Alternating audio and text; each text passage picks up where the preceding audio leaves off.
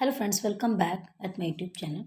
Friends, I am trying to give you notes on the syllabus of GIC lecture exam. So in this reference here today, I have appeared with John Dryden and I have tried to cover most probable questions on John Dryden और मैंने सभी works को इनके major works को cover करने की पूरी कोशिश की है और एग्ज़ाम पॉइंट ऑफ व्यू से जो भी इम्पोर्टेंट पॉइंट्स हैं उनको भी मेंशन किया है. So please watch this video till and.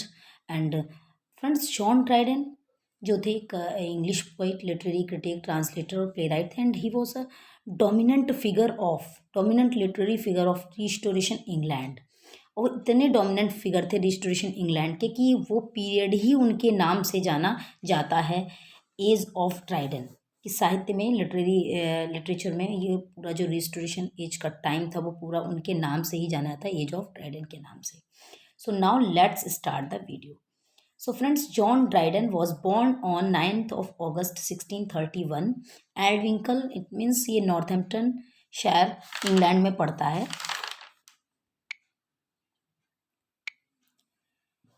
तो इनका जो जन्म हुआ था वो 9th of August 1631 को हुआ था. 9th August 1631, एल्डविंकल, नॉर्थम्पटन शहर, इंग्लैंड. नेक्स्ट थिंग ये है कि फ्रेंड्स उनकी जो डेथ हुई थी वो हुई थी 12th of May 1700 में. 12th May 1700 को उनकी डेथ हुई थी लंदन यूके में. और जो इनका लाइफ स्पैन था वो 1631 से लेकर के 1700 का था. John Dryden was appointed first poet laureate in 1668 by Charles second. Actually friends, John Dryden जो हैं वो फर्स्ट पोइट ल्यूरिएट कहे जाते हैं इंग्लैंड के. लेकिन यहाँ पर एक चीज़ और मैं क्लियर कर देती हूँ कि वो ऑफिशियली फर्स्ट पोइट ल्यूरिएट थे इंग्लैंड के. बट अगर क्वेश्चन आता है कि who was the first poet laureate of England और कहीं ये नहीं लिखा है कि ऑफिशियली, और अगर उसमें ऑप्शन में बेन जॉनसन दिए हैं तो आपको बेन जॉनसन टिक करना है, क्योंकि Ben Jonson was the first poet laureate of England. अगर नॉर्मली हम देखें तो Ben Jonson first poet laureate England के थे, लेकिन उस समय ये जो पोस्ट थी सिर्फ उसमें पेंशन मिलती थी. और लेकिन जब जॉन ड्राइडन अपॉइंट हुए चार्ल्स सेकंड के समय में 1668 में, तब जो ये पोइट ल्यूरिएट पोस्ट थी इसको ऑफिशियल कर दिया गया था. ये officially first poet laureate England के कहे जाते हैं. जॉन ड्राइडन 1668 में अपॉइंट हुए थे और बेन जॉनसन जो है वो 1616 में बने थे. तो जो पोइट ल्यूरिएटशिप की स्टार्टिंग हुई थी वो तो बेन जॉनसन से ही हुई थी 1616 में. लेकिन अगर आता है कि official who was the first official holder of this post of UK, या who was the first official poet laureate holder of England, so the answer will be John Dryden. John Dryden थे 1668 में appoint हुए थे और 20 years तक अपनी इस post पर रहते ही remained on this position till 1688.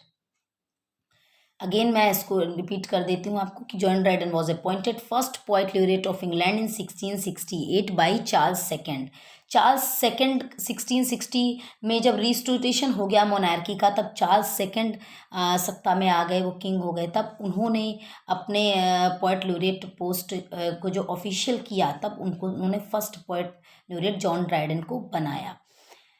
तो पोइट ल्यूरिएट जो पोस्ट होती है वो राज दरबार में किंग की प्रेज में ये लोग पोएम्स लिखते हैं. उनके जो उत्सव होते हैं, फेस्टिवल्स होते हैं, उनमें पोएम्स लिखते हैं, वर्क लिखते हैं. तो यही पोइट ल्यूरिएटशिप के. और इस समय ये जो पोस्ट थी एक सैलरीड पोस्ट हो गई थी. इस पर सैलरी मिलती थी, साथ ही साथ ऑनर रहता था और लास्ट में पेंशन भी होती थी. तो अब ये एक सैलरीड पोस्ट हो गई थी. और ये जो first official holder of this post of UK John Dryden, and he remained on this position till 1688.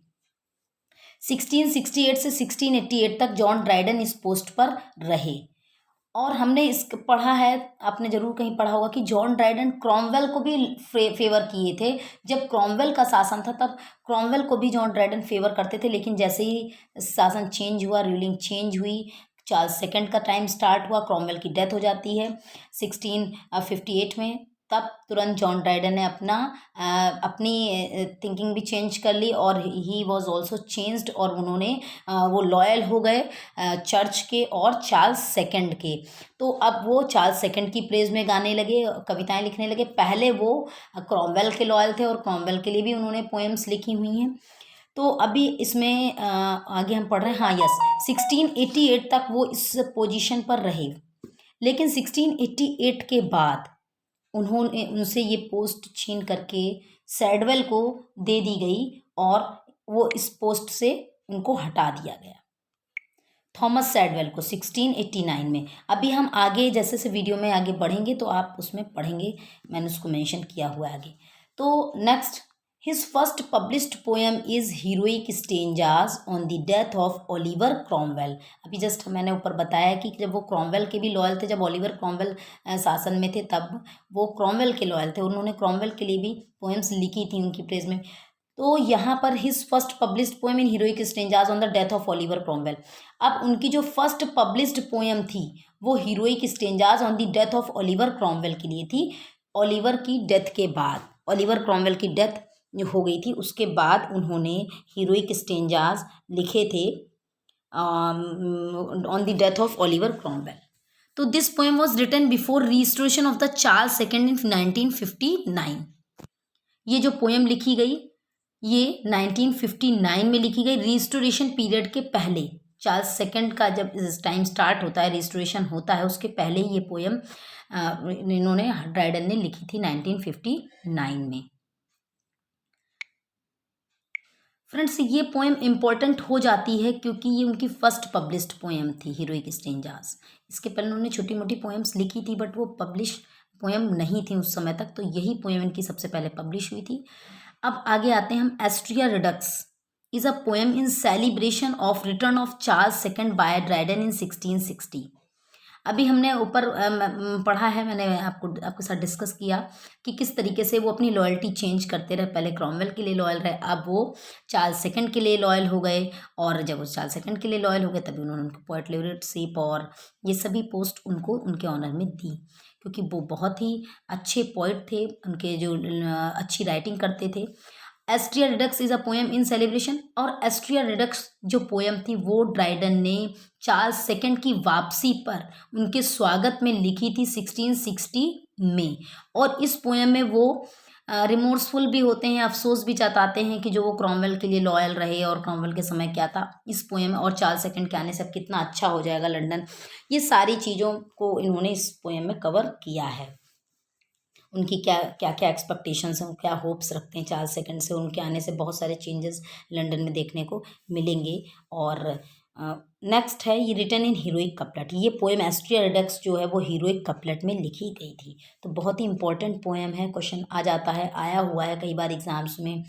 The poem is in celebration of return of Charles second. Charles second के वापसी के celebration में जो पोएम ड्राइडन ने लिखी वो Astria Redux है और ये 1660 में लिखी है, and this poem was written in heroic couplet, और ये पोएम हीरोइक कपलेट में लिखी गई थी।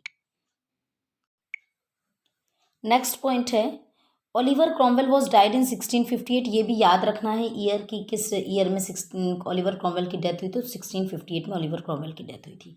Next, in 1660 he became the follower of Charles second and the church of England.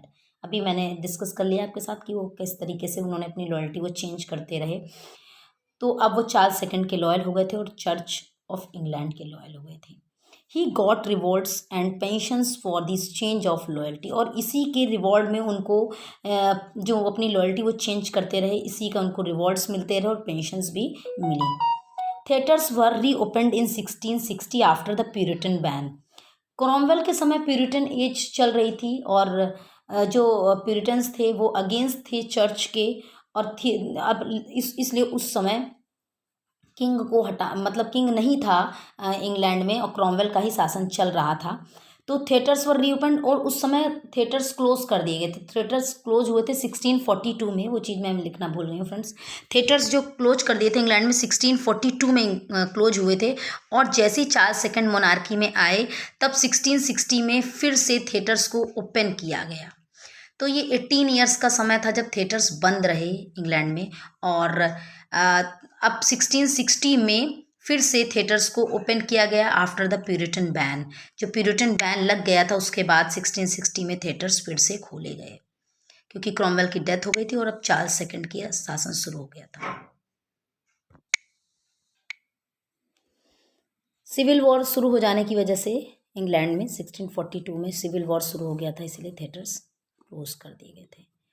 To his second majesty a panegyric on his coronation, ये उनकी दूसरी poem है और ये 1661 में आई थी। To his second majesty a panegyric on his coronation. अब ये पोयम इम्पॉर्टेंट फ्रेंड्स इसलिए है क्योंकि इसमें याद रखना है कि Dryden celebrates the reinstatement of Charles second to the throne of England. इसमें भी इन्होंने चार्ल्स सेकंड की प्रेज़ के लिए, जो इंग्लैंड के थ्रोन पर अब चार्ल्स सेकंड का शासन था, तो उनका जो फिर से इस्टेब्लिशमेंट हुआ था, रीइंस्टेटमेंट था, उसी को उन्होंने सेलिब्रेट किया है अपनी इस पोएम में, to his second majesty a panegyric on his coronation. तो ये 1661 में पोएम आई थी। टू माई लॉर्ड चांसलर, ये 1662 में आई थी, ये उन्होंने लिखी थी upon the death of Lord Hastings. अगली इंपॉर्टेंट पोएम है annus mirabilis. Annus mirabilis is the year of wonders, इसका दूसरा नेम ये भी है अनस मिराबिलिस का। द ईयर ऑफ वंडर्स 1667 में ये पोएम आई थी and discussed concept of loyal nation. इस पोएम में ड्राइडन डिस्कस करते हैं लॉयल नेशन के कॉन्सेप्ट को। And here also in this poem a celebration of to victories by the English fleet over the Dutch and Londoners' survival of the Great Fire of 1666।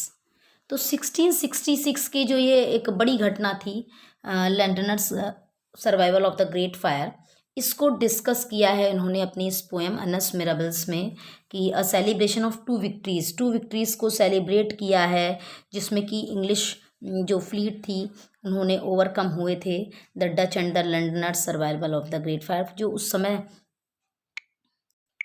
क्योंकि friends जो 1666 का समय था, इसमें एक बार फिर से जो थिएटर्स थे वो क्लोज कर दिए गए थे ड्यू टू प्लेग के कारण फिर से थिएटर क्लोज किए गए थे।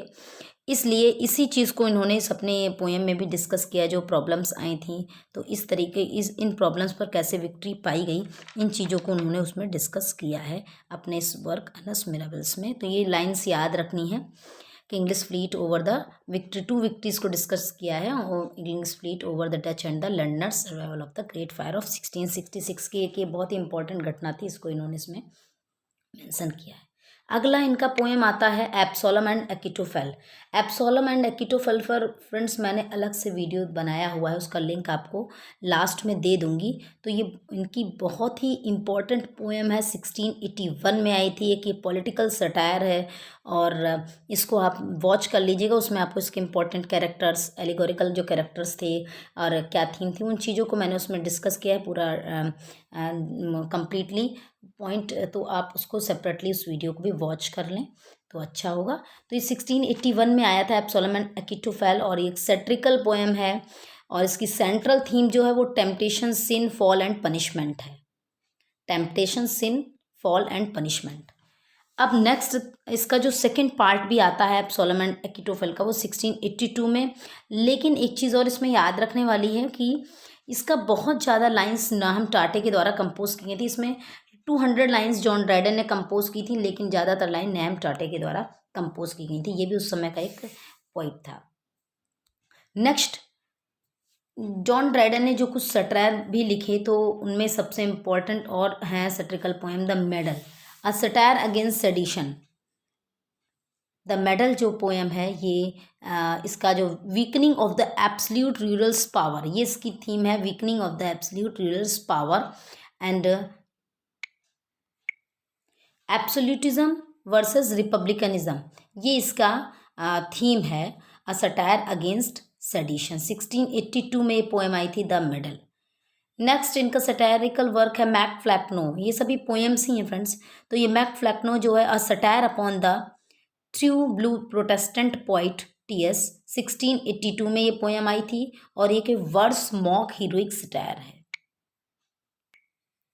मैक फ्लैक्नो पोएम जो है फ्रेंड्स, ये direct, it is a direct attack on Thomas Shadwell. Thomas Shadwell पर डायरेक्ट अटैक था, डायरेक्ट सटायर था।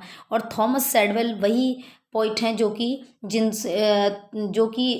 जिन्हें पोइट लॉरेटशिप जॉन ड्राइडन से छीन के 1989 में दे दी गई थी, क्योंकि अब वो आगे अपने रिलीजन को चेंज करने को, जॉन ड्राइडन बार बार अपनी लॉयल्टी को चेंज करने को नहीं तैयार थे जब दूसरे किंग आते हैं। तो उन्होंने उनसे ये पोस्ट या पोजीशन छीन करके थॉमस सैडवेल को 1689 में दे दी गई थी। तो ये वही पर्सन है थॉमस सैडवेल, और इन्हीं पर डायरेक्ट सटायर किया है जॉन ड्राइडन ने अपनी इस पोएम मैक फ्लैकनो में। नेक्स्ट है रेलिजियो लेसी। रेलिजियो लेसी जो पोएम है, इसी का दूसरा नाम है अ लेमैन्स फेथ।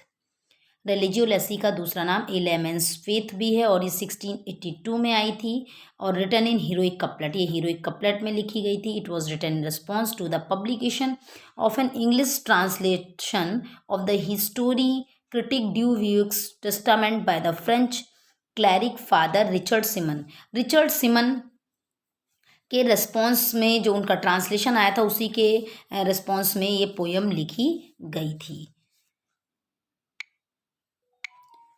अगली इंपॉर्टेंट पोएम है the Hind and the panther, और ये 1687 में आई थी। इसके बाद फैबल्स आई थी, और ये द फैबल्स जो पोएम है, एक्चुअली ये John Dryden presented translation of classical and medieval poetry. इसमें कलेक्शन है ट्रांसलेशंस का, जो क्लासिकल और मेडिवल पोइट्री के ट्रांसलेशंस हैं। उसमें सबसे ज़्यादा फेमस ट्रांसलेशन एनीट का ट्रांसलेशन है, और ये ड्राइडन का लास्ट वर्क माना जाता है। It was is last work. ये 1700 में पब्लिश हुआ था, and Dryden died 2 months later, और इसके पब्लिकेशन के बाद 2 months बाद ही ड्राइडन की डेथ हो गई थी। तो ये लास्ट वर्क ड्राइडन का फैबल्स माना जाता है। Conquest of Grenada. Conquest of Grenada जो है, ये फर्स्ट प्ले है जिसमें कि सबसे पहले ड्राइडन ने the term heroic drama was invented by Dryden for his play the conquest of Grenada. इसी प्ले में, कॉन्क्वेस्ट ऑफ ग्रेनाडा में ही जॉन ड्राइडन ने हीरोइक ड्रामा का टर्म दिया था। रिस्टोरेशन एरा स्टेज प्ले है, ये रिस्टोरेशन एज का स्टेज प्ले है, और ये एक ट्रेजेडी है जो कि 2 parts में थी, and first acted in 1670 and 1671, और ये 1670 और 1671 में एक्ट की गई थी, स्टेज पर परफॉर्म की गई थी, and it was published in 1672 में पब्लिश हुई थी कॉन्क्वेस्ट ऑफ ग्रेनाडा, ये प्ले इनका।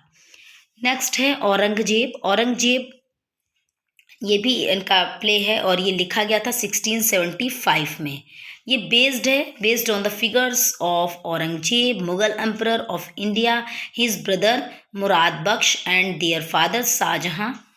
ये एक ट्रेजेडी है फ्रेंड्स, औरंगजेब ट्रेजेडी है, 1675 में लिखी गई थी, और इसकी जो स्टोरी है वो बेस्ड है औरंगजेब, जो मुगल शासक, भारत में मुगल शासक औरंगजेब थे, उन पर, और उनके भाई मुराद बख्श और उनके फादर शाहजहां पर बेस्ड है। The last drama wrote in rhymed verse. एक और इसकी इम्पोर्टेंट चीज़ है इसके लिए कि ये लास्ट ड्रामा था जॉन ड्राइडन का, जो कि राइम्ड वर्स में लिखा गया था, राइमिंग वर्स में लिखा गया था। This best heroic work was published in 1676। ये उनका बेस्ट हीरोइक वर्क माना जाता है, और ये 1676 में पब्लिश हुआ था। अब नेक्स्ट वर्क है all for love. All for love तो सबने ही इसका नाम सुन रखा है, और बहुत ही फेमस वर्क है, जो इतना इम्पोर्टेंट प्ले है ये कि इसी ने जॉन ड्राइडन को फेमस कर दिया, और उनका बहुत ही इम्पोर्टेंट वर्क माना जाता है ये। इसका अदर टाइटल था, the other title is the world well lost. All for love का दूसरा टाइटल माना जाता है द वर्ल्ड वेल लॉस्ट है। World well lost is the other title of all for love. It is a tragedy written in blank verse. All for love एक tragedy है जो कि ब्लैंक वर्स में लिखी गई थी। First performed in 1677। सबसे पहले 1677 में ये प्ले परफॉर्म किया गया था, and the setting of this heroic drama is Alexandria. जो इसकी सेटिंग है इस प्ले की, वो अलेक्जेंड्रिया प्लेस की है इसकी setting, and based on Shakespeare's Antony and Cleopatra. और ये प्ले बेस्ड है शेक्सपियर के एंटोनी एंड क्लियोपेट्रा प्ले पर। जो शेक्सपियर का ड्रामा है एंटोनी एंड क्लियोपेट्रा, उसी पर बेस्ड है, उसी से इंस्पायर्ड है इसकी स्टोरी ऑल फॉर लव की। नेक्स्ट है the Indian queen. Indian queen जो प्ले है फ्रेंड्स, इसके लिए इम्पोर्टेंट चीज़ ये याद रखने वाली है कि ये प्ले लिखा गया जॉन ड्राइडन के द्वारा, और साथ में सर रॉबर्ट हॉवर्ड, HOWARD, यहाँ पे कट गया फोटो लेने में मुझे। तो ये इंडियन क्वीन जो प्ले है, ये sir Robert Howard, written in collaboration with John Dryden, his sister's husband. John Dryden जो थे वो सर रॉबर्ट हॉवर्ड के सिस्टर के हस्बैंड थे, और इन दोनों लोगों का ये कोलाबोरेटेड वर्क है, सर रॉबर्ट हॉवर्ड का और जॉन ड्राइडन का। तो क्वेश्चन आ सकता है which work John Dryden wrote in the collaboration of sir Robert Howard. So the answer is the Indian queen, and it was a tragedy. ये एक tragedy था, tragedy है, और फर्स्ट परफॉर्म्ड इन 1664 में ये सबसे पहले परफॉर्म किया गया था। द इंडियन एम्परर, इसके बाद आता है द इंडियन क्वीन के बाद आता है द इंडियन एम्परर, और Indian emperor or the conquest of Mexico by the Spaniards. ये इसका दूसरा नेम भी है, इसलिए इसको भी याद रखना है। The Indian emperor or the conquest of Mexico by the Spaniards. And ये जो प्ले था the Indian emperor, this heroic drama was the sequel of the Indian queen. Indian queen के का सीक्वल था इंडियन एम्परर, एंड ये perform किया गया था इन द स्प्रिंग ऑफ 1665 में परफॉर्म किया गया था, एंड 1664 में इंडियन क्वीन परफॉर्म किया गया था, एंड जस्ट आफ्टर 1 ईयर 1665 में इंडियन एम्परर परफॉर्म किया गया था। Next wild Gallant. Wild Gallant इसका नेम मैंने 1663 में ये आया था, प्ले परफॉर्म किया गया था। ये कॉमेडी थी एक, the wild Gallant, and the rival ladies ये 1664 में आया था। द वाइल्ड गैलेंट जो है कि फर्स्ट प्ले माना जाता है जॉन ड्राइडन का आफ्टर द रिस्टोरेशन एज, क्योंकि रिस्टोरेशन एज की शुरुआत 1660 से हुई थी, और 1663 में इनका जो फर्स्ट प्ले यही वाइल्ड गैलेंट माना जाता है। और एक कॉमेडी थी द राइवल लेडीज़, 1664 में आया था, ये एक ट्रेजी कॉमेडी थी। इसके बाद secret love or the maiden queen 1667 में आया, and John Dryden is considered as the father of English criticism. जब जॉन ड्राइडन की बात हम कर रहे हैं, सभी चीज़ें कवर कर रहे हैं, तो उनका ये वर्क तो बहुत ही ज़रूरी है कवर करना। एंड एसे ऑफ ड्रामेटिक पोएजी, क्योंकि उन्होंने क्रिटिसिज्म भी दिया हुआ है। तो जॉन ड्राइडन फर्स्ट पर्सन थे, he the father of English criticism, वो फादर कहे जाते हैं इंग्लिश क्रिटिसिज्म के। बट अगर क्वेश्चन आता है who is the father of criticism, तो Aristotle. But who is the father of English criticism, then John Dryden. अगर इंग्लिश क्रिटिसिज्म के फादर पूछे जा रहे हैं तो आंसर जॉन ड्राइडन हो जाएगा। And an essay of dramatic poesy was probably written in 1666 during the closure of the London theatres due to plague. An essay of dramatic poesy उनका बहुत ही फेमस वर्क है in the world of criticism, and ये 1666 के समय में लिखा गया था। और इसमें उस 1666, जैसा कि अभी हमने पहले भी डिस्कस कर लिया, ये उस समय था जब थिएटर्स क्लोज किए गए थे एक बार फिर से थोड़े समय के लिए, क्योंकि प्लेग फैला हुआ था लंदन में।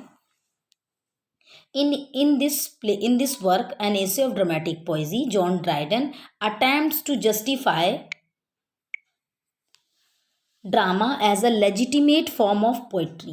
तो ये लाइंस याद रखनी है कि an essay of dramatic poesy में जॉन ड्राइडन ने अटेम्प्ट किया है to justify drama as a legitimate form of poetry, legitimate form of poetry के रूप में ड्रामा को जस्टिफाई किया है। नेक्स्ट है he got the honour of historiographer royal in 1670। Friends ये भी पॉइंट याद रखना है, हमने ये तो पढ़ रखा है कि पोएट लॉरेट बनाया गया 1668 में John Dryden. Officially first poet laureate, he was the first poet laureate officially, but 1670 में वो हिस्टोरियोग्राफर भी बनाए गए थे, हिस्टोग्राफियर रॉयल की पोस्ट भी उनको दिया गया था, ये भी टैग उनको दिया गया था। एंड अब कुछ कोटेशंस हैं, कोट्स हैं जो उनके बारे में कही गई। Sir Walter Scott gave him the title glorious John. Sir Walter Scott ने उनको टाइटल दिया ग्लोरियस जॉन का। एंड डॉक्टर जॉनसन सेड, ये तो फ्रिक्वेंटली आस्क्ड स्टेटमेंट है कि who said about John Dryden, Dryden found English poetry brick and left it a marble. ये किसने जॉन ड्राइडन के बारे में कहा है, तो डॉक्टर जॉनसन ने कहा है। Doctor Johnson said Dryden found English poetry brick and left it a marble. Next quotes है Samuel Pepys and he met mister Dryden the poet and he remain mister Dryden the poet till the day of his death. So friends इस video में इतना ही, और आप video को pause करके repeat करके बार बार देख लें और इंपॉर्टेंट पॉइंट्स नोट डाउन कर लें। आई होप कि वीडियो आपको डेफिनेटली पसंद आया होगा। So please do subscribe the channel and give the thumb of like as well as Please press the bell icon also. So thanks for watching and we'll meet you again with next video.